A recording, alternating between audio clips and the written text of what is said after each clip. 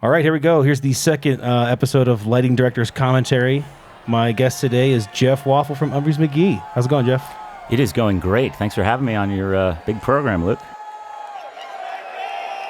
So this is the first song of the second set, and I point that out because I try to have kind of a build thematically over the course of the night. There's certain cues that I try not to ever go to in the first set, and then the idea is that, the show builds in intensity. The only problem with that is that the set list is different every night. So what happens if the band comes out and opens with a song that they typically would close the second set with? You're kind of stuck. But all of us improv guys kind of deal with the same thing. Yeah, you got to save your tricks. So now I know, okay, the gloves are off. I can kind of do whatever I want here. There's a little bit more of a relaxed vibe. The crowd has also been, settling into the venue. Lubricated. They just stepped outside for set break or whatever they're into. No judgment. But I kind of always feel there's a little bit of different vibe second set, or a majorly different vibe. So do you have a look ready right now? Do you know what look you're going to go to? I do. It's probably not always the same. I know this is what we call DBK, Der Bluten Kat, which never heard a member of Umphrey say. We just say DBK. I know it's going to be kind of a hot look, but it could be a different hot look night to night. And there's obviously lots of blue in that, so it could be arguably ambivalent. So here I'm on the right-hand screen. What I'm doing there is I'm selecting different page views, and each page view has 10 cues, and I try to lay them out on the board left to right in a way that makes sense to me, with more of the bright looks on the left-hand side and more of the pretty purple-blue looks on the right. So now Joel comes in, he sings, Brendan and him are trading lyrics here, or lines, and so I try to light them up. Pretty straightforward. That was one of the songs that took me a long time to learn because there's a lot of different sections. I also picked this song because you can't really see him, but our esteemed lighting crew chief, Louis, is to my left. You can see him a little bit later on. And the Cap Theater has video projection on the wall. Now, I would never use video projection just because it's not part of our show. And in order to run it, you have to rely on a house projectionist. And so, I'm very protective of hitting every note perfectly, and it's impossible to have a total stranger who's never been to an Umphrey's McGee show hit all those changes. So, but you also have to utilize the technology that's there. And the Capitol Theater owner, Peter Shapiro, a good friend of ours, good friend of the band, he is very into the technology that he wants to use. So you do it for Pete. It's like the kind of thing any other venue in the world that's like, hey, we want you to use this. You'd be like, no way, man, that's not our show. But for Pete, he invested. I think he had Mark Brickman actually design that video projection. That Mark Brickman was the lighting designer for Pink Floyd. For those David of you Gilmour, yeah. David Gilmour, basically everyone.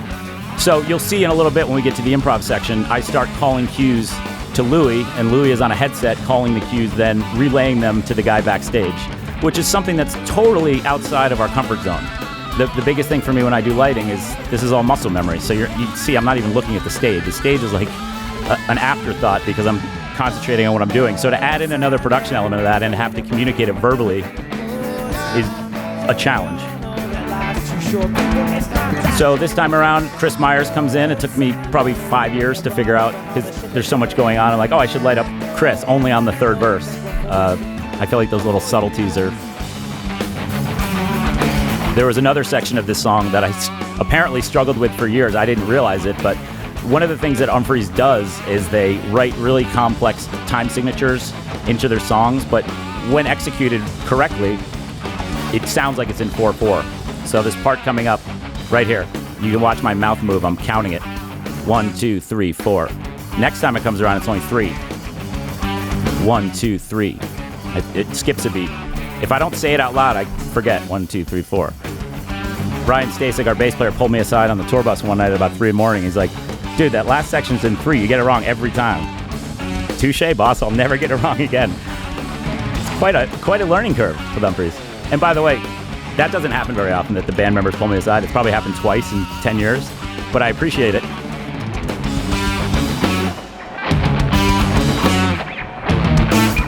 There was another time where the song is Rocker 2.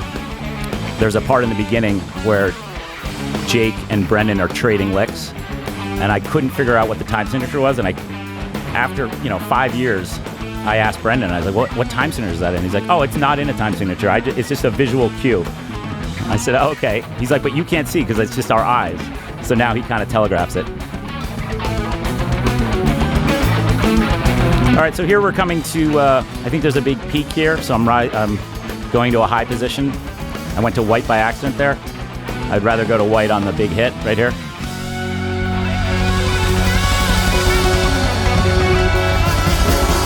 If you're not a big Umphrey's McGee fan, up until this point, this has all still been composed. There hasn't been really a note of improv.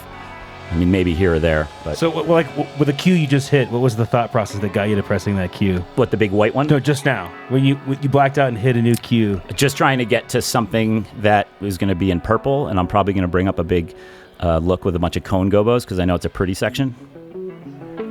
And that's something I do a lot, to kind of reset.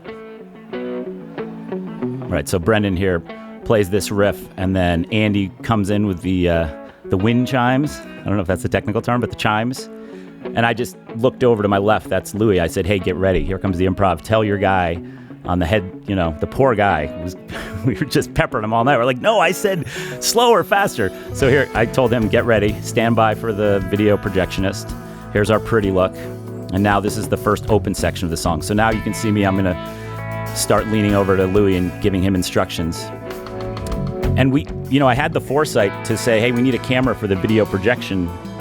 But there literally was no physical place where we could mount a camera to see it because we were underneath the balcony. Yeah, I was going to say, too bad we don't have 3 cameras on this.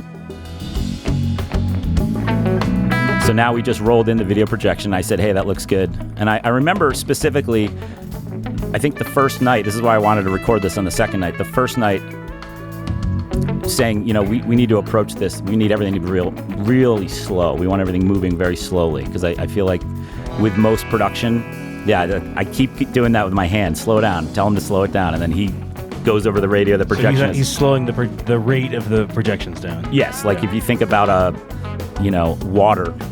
Because I tried to go for a lot of organic things because there's a lot of different video cues to choose from. And some of them look a little too like Tron, a little too cartoony or purposely too psychedelic. I think like raindrops, if you capture them in the right way, can be way more psychedelic than like some paisley some bullshit. Windows screensaver. Yes, exactly. We're trying not to look like a screensaver. But I have no idea what I'm saying to him there. I can see it in my face that this is like the most stressful thing I've ever done, but yet the most fun I've also. It's such a weird balance. I'm sure you can relate to that. Oh, yeah, absolutely. The other thing that I see here, and I've watched this a couple times, there's a long stretches of time where I'm not looking at the show, and I think that's important for aspiring young LBs. You want to know the music so cold that it's like the last thing on your mind. It's just ingrained in DNA. I can hear the little nuances of the way they improvise. I can tell when they're going to come to the next big.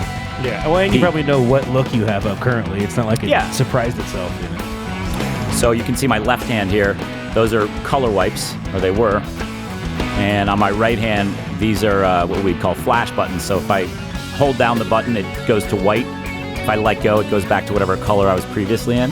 And the reason I run it that way is I've literally been, we talk about muscle memory. I've been executing cues like that for over 20 years because when I first was using regular park hands, it's the same gesture. So I wanted to kind of keep that familiarity. So I have on my right hand there, those are all colors. My left hand there, those are my intensity faders. So if I was going to black out the show, I would take those down.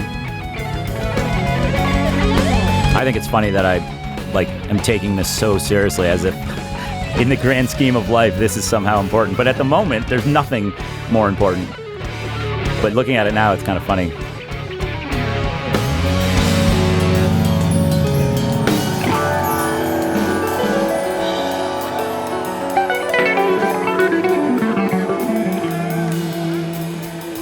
So at this point, I have no idea what's coming next. I know we're in a mellow section, we're in an open section, but the band members may be talking to each other on their in-ear monitors. They have a talkback mics that I can hear. I'm wearing in-ear monitors buried somewhere underneath all that hair.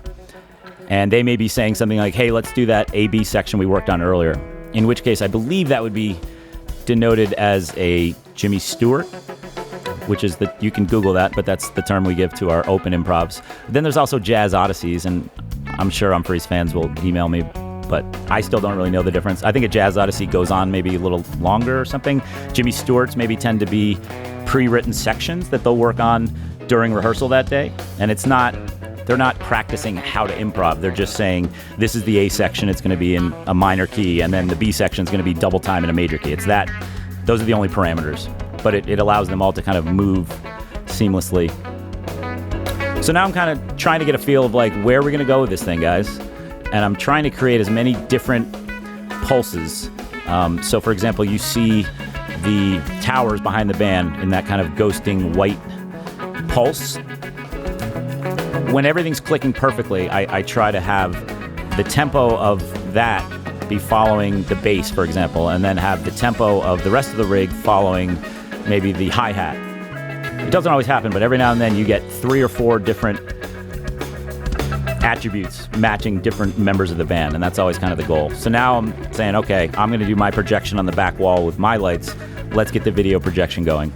And one of the things we did between night 1 and night 2 is we went through and we picked out video projections that were, I don't know the right way to say this, but the entire venue was all one screen.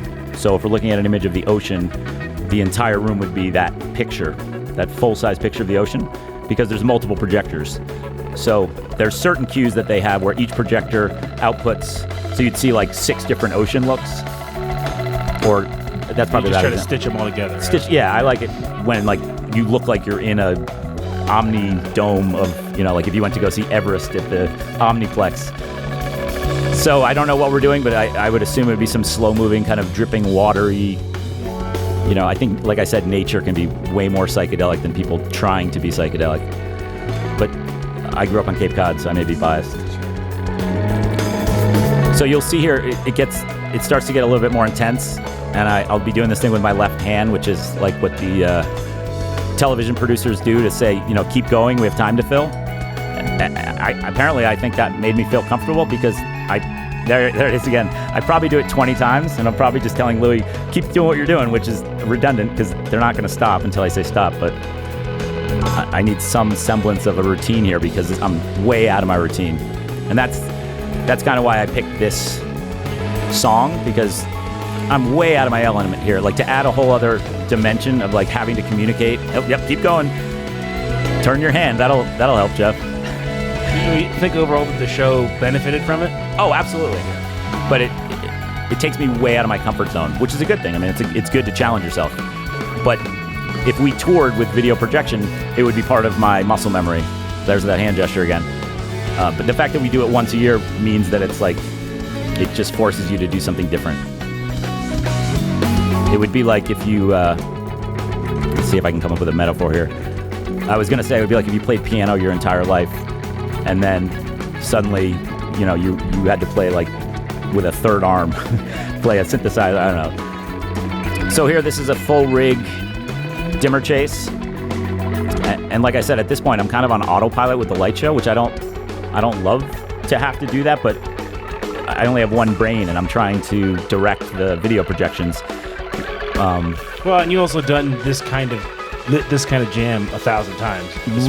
Literally, probably over 1,000 times. Not this specific song, but yeah, over the course of, I think I've been doing lights now for more than 20 years, and just like they don't have to think about every note that they play. It's the exact same thing. Yes, it's the exact same thing as a musician, not having to think about it. And you hear that in any art form. You hear these people like Carlos Santana or Trey Anastasio. These people talk about like the goal is always to get to a point where you're not thinking, which I feel like I get to that point on a good night, not every night. But that's why the video projection thing is such a challenge, is because by definition I have to be thinking about a totally related but kind of separate medium. And so it definitely keeps me on my game here.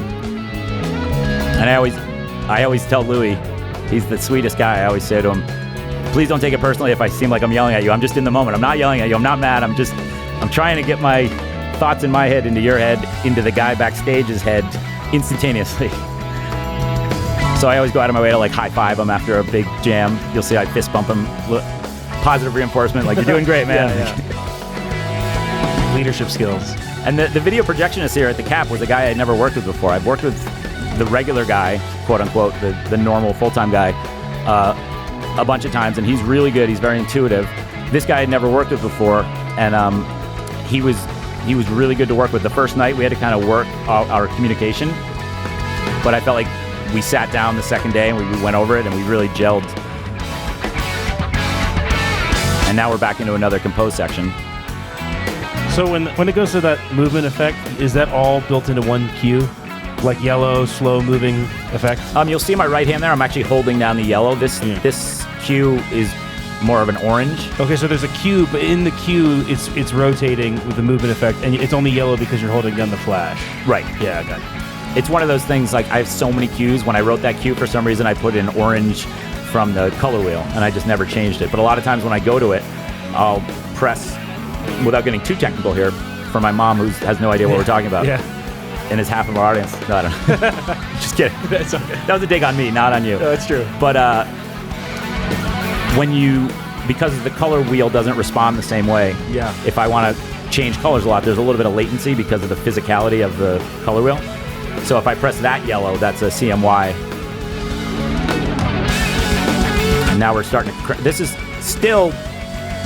I would consider this kind of... This isn't improv. I mean, it's improv, but the section is constant in this song. Sure, it's generally the same. The progression is, yeah. So obviously the guitar solo is improv. And the individual you know notes, what to expect from an intensity standpoint. There's a set number of measures here. The other part was what we would call open, where anything can happen. And there'll probably be another open section, if I recall. Honestly, I can't keep... This song has just so many sections. It's hard for me to know. Sure. But it looks like we're coming up to a big peak here. And I love that I look like Beyonce with the fan in my hair and the white light. To clarify, only the movement of my hair reminds me of Beyonce, but we call it the Beyonce fan. Yeah.